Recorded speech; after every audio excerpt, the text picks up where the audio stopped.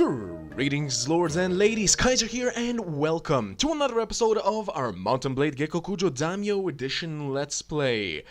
Now, when last we left off, we had taken Komaki Castle, and apparently the Amako clan has also decided to join the war versus the Saito. Of course, not on our side, this is pretty much a free-for-all. We're counting on them, I suppose, to take Obama Castle and Sasayama Castle. We really don't want to be bothered with having to take those two fortresses over there, because they'll just be completely surrounded by everybody else. On second thought, I mean, I suppose we could be taking Sasayama Castle and actually give it to the Mori, further increasing our standing with them. The Mori, of course, being pretty strong in their own right. What is that? 1, 2, 3, 4, 5, 6 towns so far. Versus our, what? 1, 2, 3, 4, 5, 6, 7, 8. Wait. No. 1, 2, 3, 4. Yeah. 5, 6, 7, 8, 9, 10, 11, 12, 13. I believe there. Yeah, I believe 13 towns, but it doesn't matter, they're very strong. If possible, we would probably rather be their friends until we take out everybody else in the area. Somebody mentioned in the comment section, I'm very sorry, I forgot the name. In fact, I think your name is What Is My Name, or Who Am I, or something like that, right? Mentioned that this will be almost a classical Three Kingdoms situation where basically we're one of the kingdoms, the Mori are one of the kingdoms, and I mean, let's see who the third kingdom is. It's either gonna be the Shimazu clan or the Ito clan, depending on which one of those wins in South Kyushu. And of course, if the Mori don't attack them in the meantime. Now for us, we did say that we will be taking down Naiki Castle. We will be besieging that right away. We're about even in units, however... Sorry about that mid-sentence, remembered that I still had my browser open, and we don't want any random noises coming through now, do we? There's a lord trying to come and... Wait, I saw somebody wanting to come and help us. That is an ally, that is an enemy. That's a pretty strong enemy. You know what? We will be attacking Naiki Castle, though. So let us go. And once we take Naiki Castle, with the Mori clan. Alright, so nothing nothing regarding us. We will lead our troops in an assault, and the lord that was trying to come and help us will probably be able to come and help us take Uho. Wow.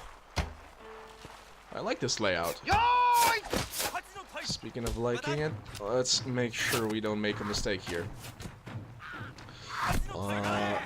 Spread out. You guys, spread out.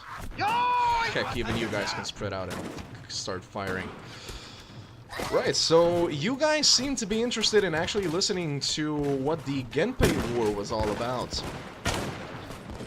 Now, the Genpei War, as I mentioned, I believe, in the last episode, the name comes from the two clans that were fighting.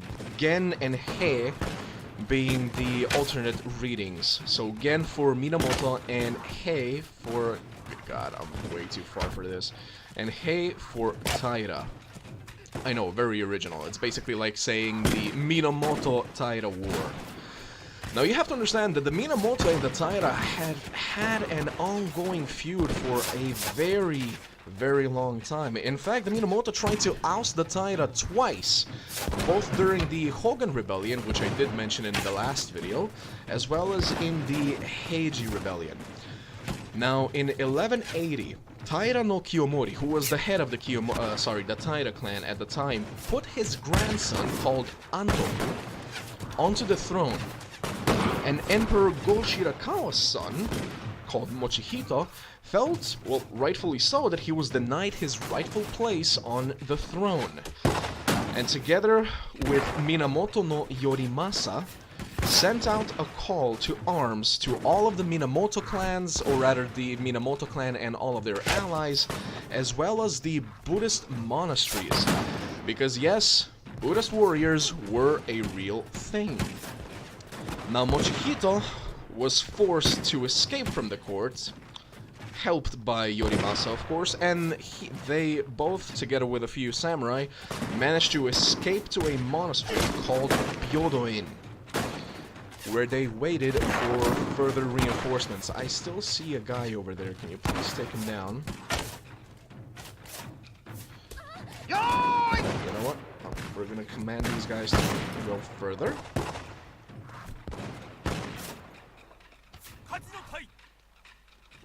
The infantry and cavalry slightly more forward. Where are you guys going? There's a bridge right there. Where are you going? Bridge! Bridge! Right over there! Hello? What are they doing? So if I command these guys to charge, will they also go around, or will they... Okay, no, so only the archers were fools. So archers follow us. But yeah, I believe that before the reinforcements even arrived to Byodo-in, the Taira army had already arrived under the cover of mist. And as soon as the monks and Minamoto samurai noticed them, a battle, a very, very bloody battle, immediately ensued. Now, during the battle, Mochihito actually tried to flee, but was captured and executed by the Taira pursuers. And just as an interesting little fact, let me just command these guys. Staying closer, prepare, and fire at those guys.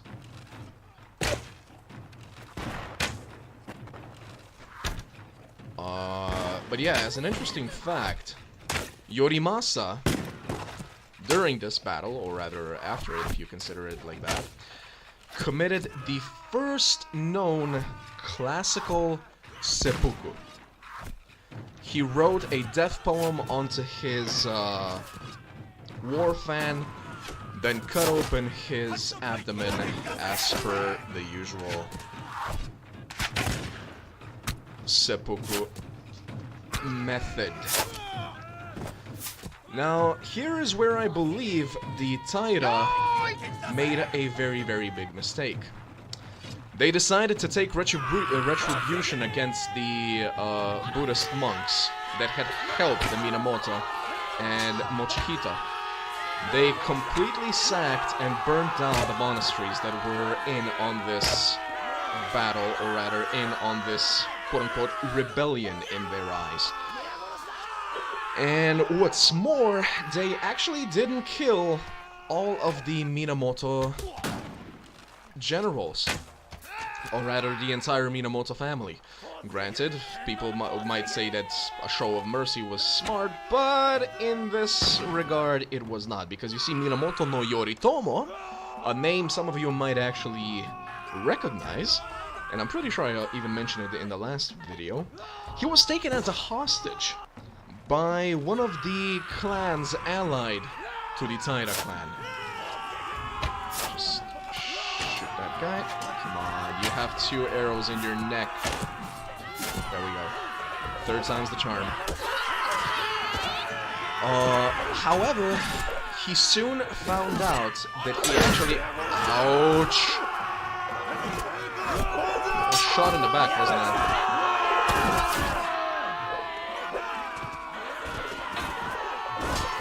There's no place to actually be safe, good god.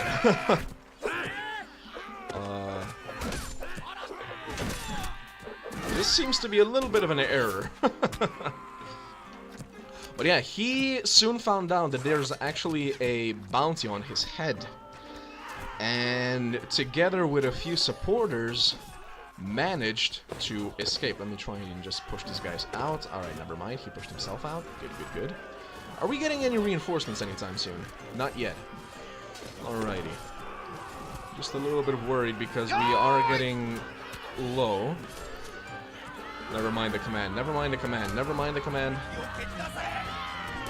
I was gonna command our archers to stand here and fire at their defenders. However, from what memory serves, they are out of ammunition, so it would not have made a difference, or rather it would not have been a good choice.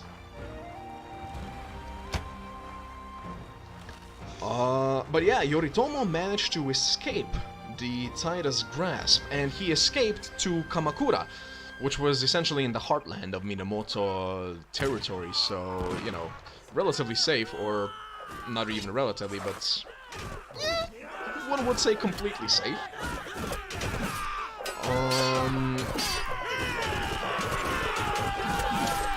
And he sent out another call for help, or rather not call for help, but he called for all of the Minamoto allies to raise arms against the Taira. I can't tell what's going on. Come on, let's see the enemy dead. Let's go, let's go, let's go. Good, good, good, good. But yeah, after the allies gathered up, there was pretty much a lull in the fighting for a while.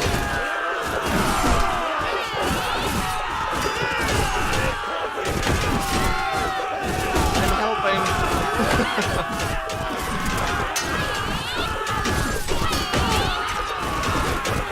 I have this distinct feeling that our numbers are dwindling. You son of a thing. Alright, so, reinforcements have arrived.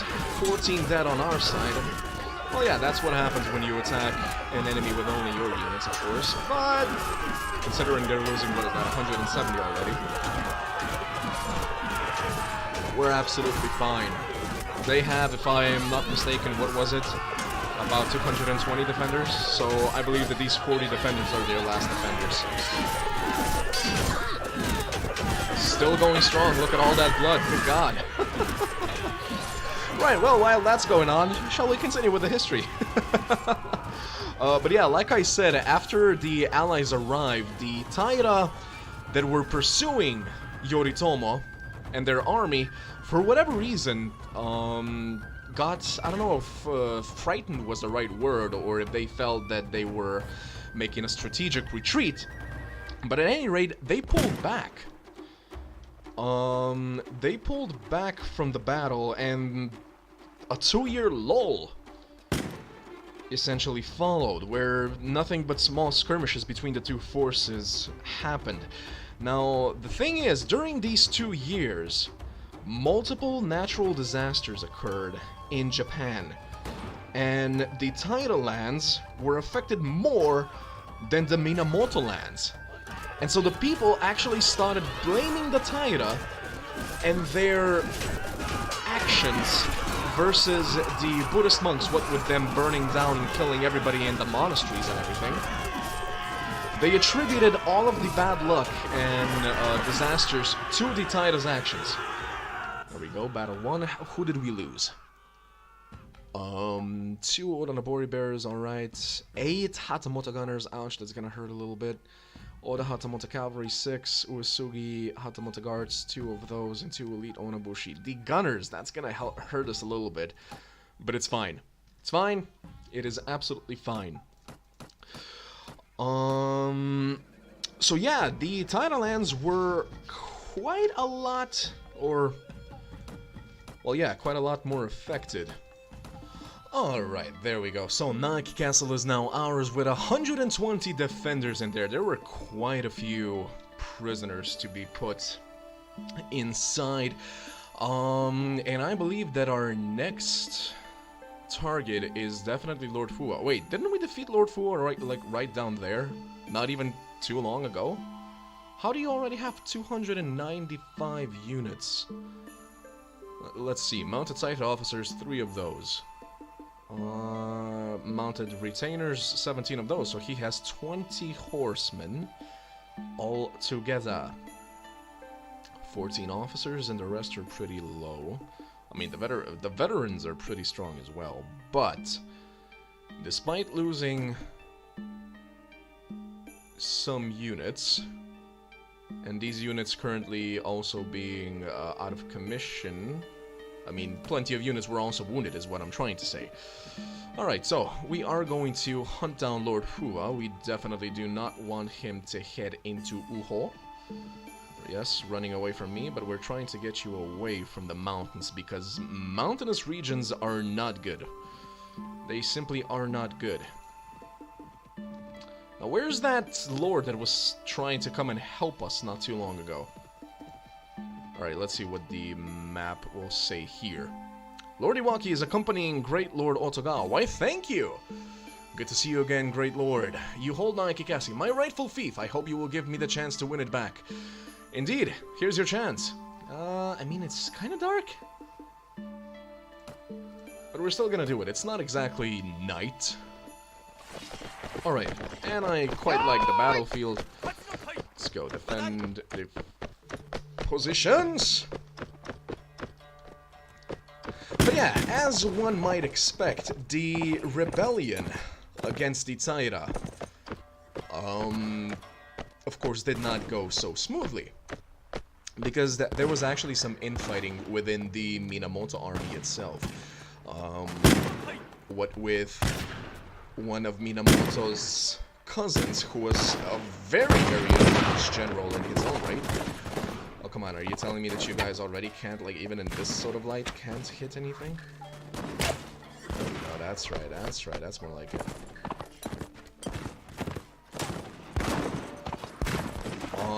But yeah, his cousin became a little bit too ambitious. And so Yoritomo, this cousin's name was Yoshinaka, so Minamoto no Yoshinaka. And Yoritomo actually sent another army against him. Now these two armies met, but they didn't fight. Apparently some sort of a settlement was reached. And they were pretty damn lucky because the Taira were still in disarray. Because if the Taira used this opportunity to attack the Minamoto, this whole rebellion, quote-unquote rebellion, I keep saying rebellion, but it was only a rebellion in the eyes of the Taira. The whole rebellion would have met a very abrupt end.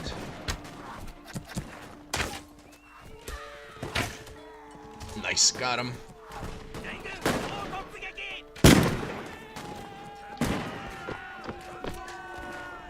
Attack, attack, attack, attack.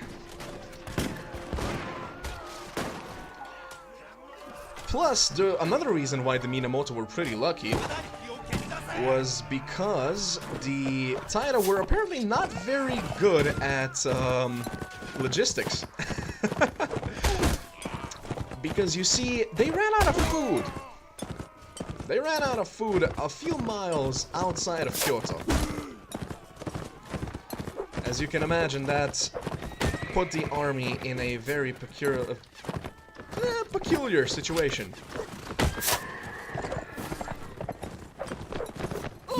Ouch. Sorry, trying to focus here a little bit. Cavalry, you can pull back.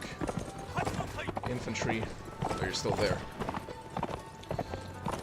So cavalry pull back, let the gunners once again do their thing.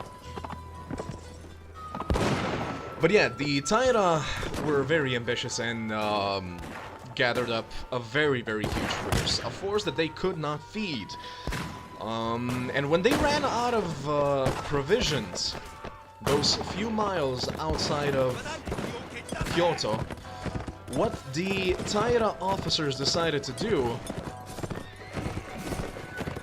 was that they ordered the soldiers to go and essentially loot the provinces that were actually under Taira control. And this led to huge numbers of deserters, as you might expect. Now, the Taira decided to split their army in about half. Well, not in half, but just in two parts.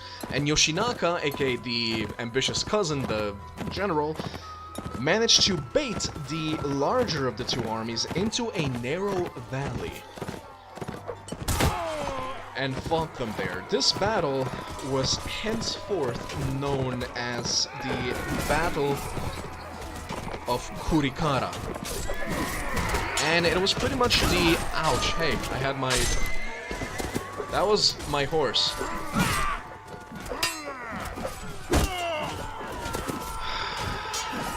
So I got injured because I didn't turn fast enough. And my horse was killed from under me.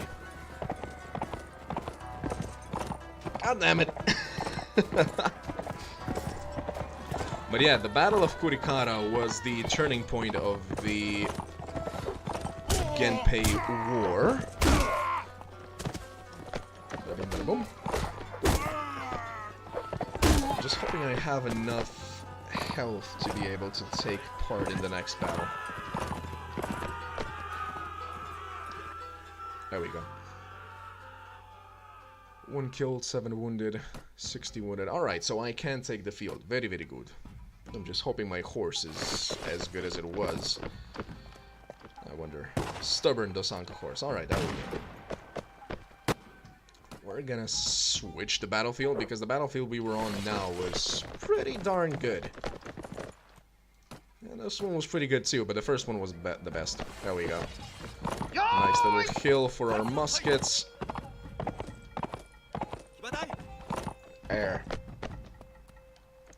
Now, after the Battle of Kurikara, what remained of the Taira army fled into Kyoto, with most of the Imperial army, of course. Or rather, sorry, not into Kyoto, they fled from Kyoto, with most of the Imperial army and treasures. 3 days later, Yoshinaka came in, and together with his Minamoto army, so did Emperor Go-Shirakawa. He was, of course, put himself back on the throne. And this is where things got a little bit interesting once again, because you see, the Taira weren't the only ones that were panicking due to the Battle of Kurikara, but Yoritomo was panicking as well. Since, because of this battle, of course, Yoshinaka got a lot of popularity within the clan and outside of it as well. But Yoshinaka made one very, very big error, which was when he and his army entered Kyoto, he allowed his troops to loot and plunder everyone and anyone, regardless of their affiliation. So it didn't matter whether they were believers of the Minamoto clan or the Taira clan, everybody was free game. Are they really gonna just hide behind that hill? Not even on a hill, but behind it? How do we bait them out? Let's see if we can do a little bit of maneuvering over here. So yeah, because of that move, Yoshinaka started being hated by the denizens of Kyoto. And Yoritomo used this opportunity and sent another army into Kyoto. This time under the lead of his younger brother, Minamoto no Yoshitsune. The army was sent into Kyoto with the explicit orders to expel Yoshinaka out of Kyoto. Now, Yoshinaka was defeated in the battle, captured, and beheaded. The Taira fled even further away into their heartland, aka into land that they were under firm control of. Let's just order our units to just charge in, because this is getting pathetic and irritating.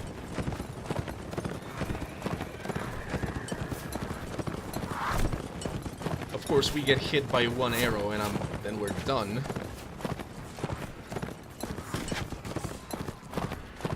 One of our cavalry units got taken down. Damn it!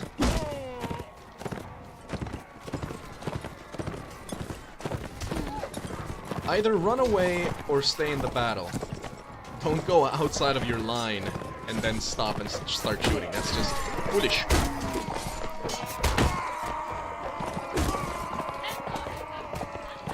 so more defenders have arrived.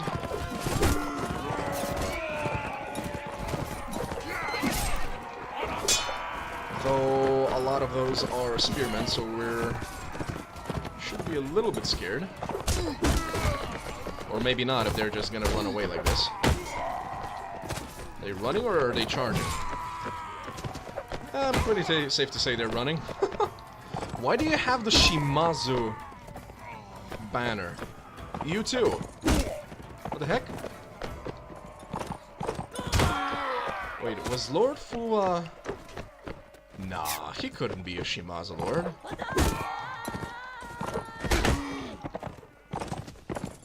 Okay, now this piqued my curiosity. I like how they spawned and just immediately started fleeing. Straight from the spawn point. Alright, I'm pretty sure we have enough prisoners, so... Oh, come on. There. Finally got him.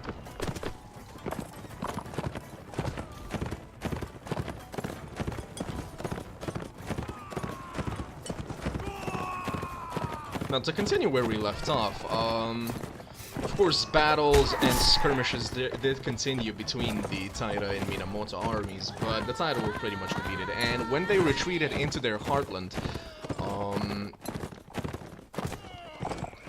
the Minamoto followed them every step of the way, and in 1185, the final great battle took place in the Shimonoseki Strait. Seriously, we still... 40 more enemies. This time they can't really hide behind a wall, so... Oh, by wall I mean a hill, of course. But yeah, this last great battle was called the Battle of Dan no Ura. Not sure how many of you have already heard that, but that was essentially well, the game changer was the Battle of Kurikara. This was just the last nail on the coffin for the entire clan. You see, this was a naval battle, and the Taira actually outnumbered, or rather were outnumbered by the Minamoto. The Minamoto had about 800 ships, the Taira had 500. However, do remember that this battle was carried out in Taira lands. So the Taira actually knew the currents, and thanks to that, managed to surround and pin down the Minamoto army at first. Whew. I just heard that clink and I was like, ah. But eventually the tides of battle turned, no pun intended, and the Minamoto started winning big time, and the Taira samurai actually started to jump off of the ships, drowning rather than being captured, or rather not being captured, but rather than being killed by the Minamoto army. They rather threw themselves into the waters, into the waves, and drowned. Now, this is where it gets a little bit morbid, but apparently, the grandmother of Emperor Antoku took Emperor Antoku and jumped into the water together with the child emperor as well. And just a fun fact, the crabs in the Shimonoseki Strait, I actually read this, didn't know this, but the crabs in Shimonoseki Strait apparently have like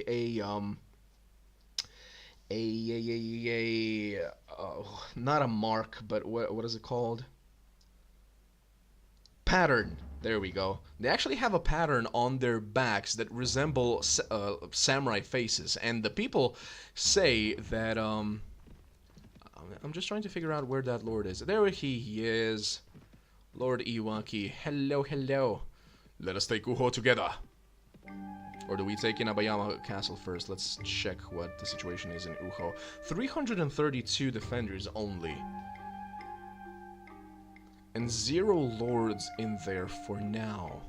So with our 256 and Lord Iwaki's 180, we should be able to take Uho relatively easily. Alright, yeah, we'll do that. But we'll do that in the next episode, everyone. Thank you very much for joining me.